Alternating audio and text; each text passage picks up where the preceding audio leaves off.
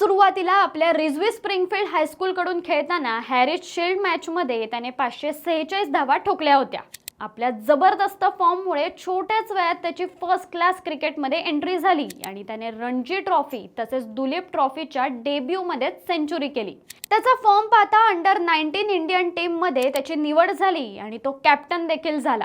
3 ते 4 वर्षात त्याने जे प्रोग्रेस केलं यावरून क्रिकेटमध्ये त्याचं भविष्य उज्ज्वल आहे हेच दिसून येत होतं। पृथ्वी शॉच्या कॅप्टन्सीमध्ये भारताने अंडर 19 वर्ल्ड कप जिंकला। क्रिकेटमध्ये त्याने आपलं वजन चांगलंच वाढवलं। 2020 साली त्याने वन डे मध्ये डेब्यू केलं आणि 2021 साली T20 मध्ये तो उतरला।